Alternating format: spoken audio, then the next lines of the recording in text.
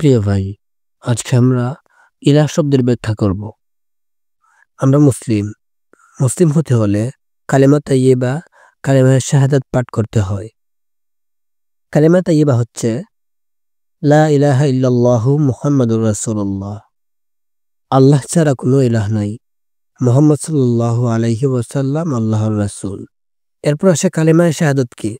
কালেমা শাহাদাত হচ্ছে আশহাদু আল্লা ইলাহা ইল্লাল্লাহু ওয়া আশহাদু আন্না মুহাম্মাদান আবদুহু ওয়া রাসূলুহু। আমি সাক্ষ্য দিচ্ছি যে আল্লাহ ছাড়া আর কোনো ইলাহ নেই এবং আমি আরো সাক্ষ্য দিচ্ছি যে মুহাম্মদ সাল্লাল্লাহু আলাইহি ওয়াসাল্লাম আল্লাহর রাসূল। প্রিয় ভাই, দেখেন এই দুই কালেমার মধ্যেই বলা হয়েছে আল্লাহ ছাড়া আর কোনো ইলাহ নেই।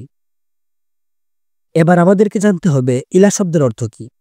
ইলাহ শব্দের অর্থ হচ্ছে যার ইবাদত করা হয়, প্রতিপালক, প্রভু, আল্লাহ অথবা উপাস্য। এসব হচ্ছে ইলাহ শব্দের অর্থ।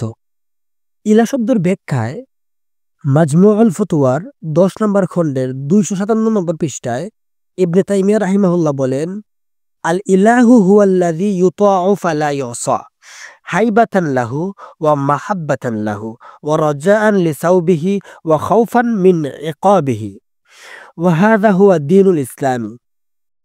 অর্থ হচ্ছে ইলাহ হলেন সে যার আনুগত্য করা হয় এবং অবাধ্যতা করা হয় না, তার মর্যাদা বুঝে তার প্রতি ভালোবাসা, তার পুরস্কারের আশা এবং শাস্তির ভয় করা, এটাই ইসলাম।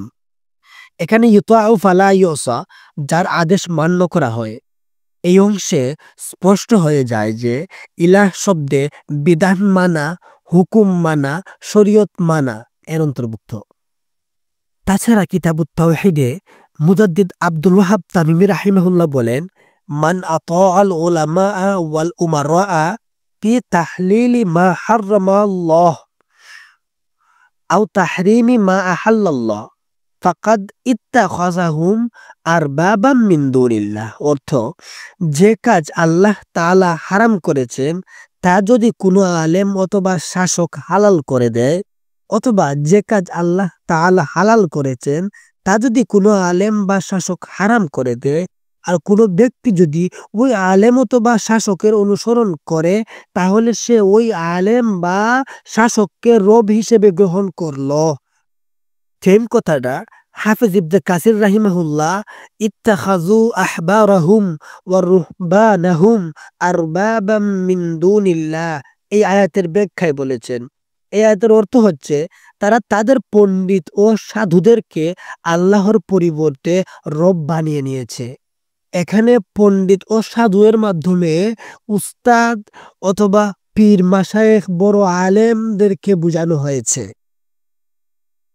তাহলে এখানে কি বুঝলেন?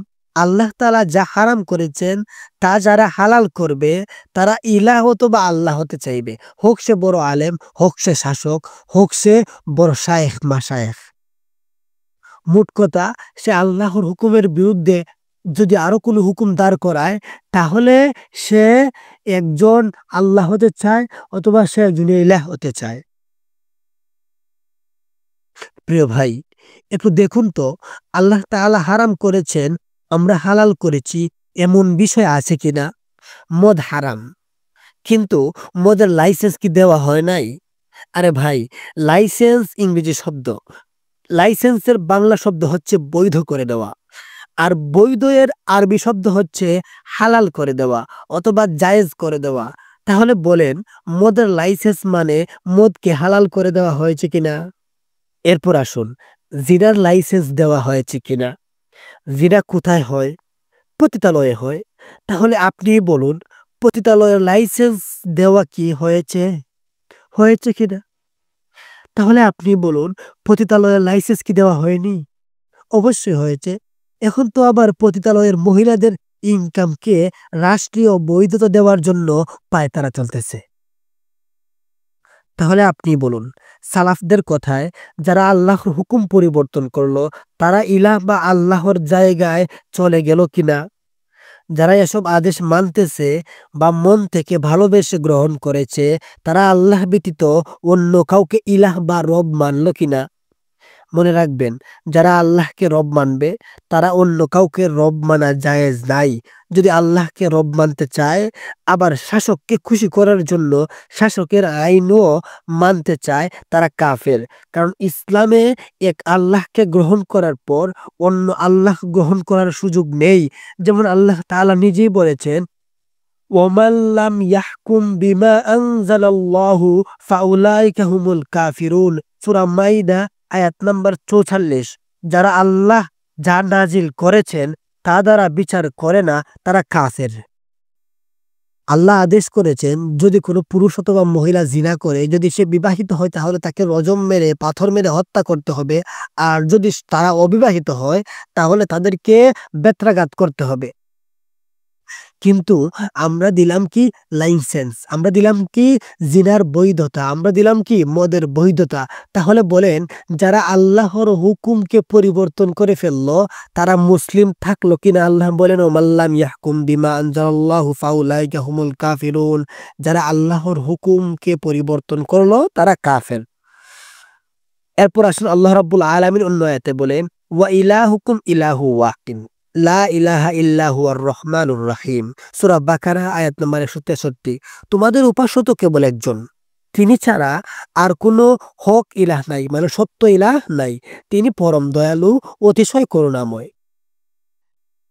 বুঝতে পারছেন? ইলাহ একমাত্র কে? আল্লাহ।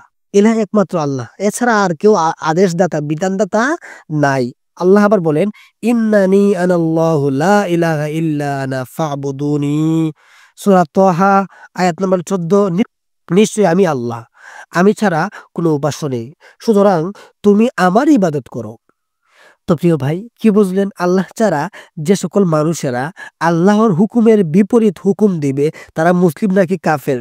অবশ্যই কাফের। তাছাড়া আল্লাহ স্বয়ং বলেছেন, ইনিল হুকমু ইল্লা লিল্লাহ, হুকুম চলবে একমাত্র আল্লাহ তাআলার। সো দুনিয়ার কোনো মাতাব্বরের হুকুম আমরা মুসলিমরা মানতে পারবো না, মানলে আমরা মুসলিম না। আশা করি ইলা শব্দের ব্যাখ্যা বুঝতে পারছেন। আজকের মতো এখানেই শেষ করলাম, অন্যদিন চলে আসবো অন্য কোনো ভিডিও নিয়ে। আসসালামু আলাইকুম রহমতুল্লাহ।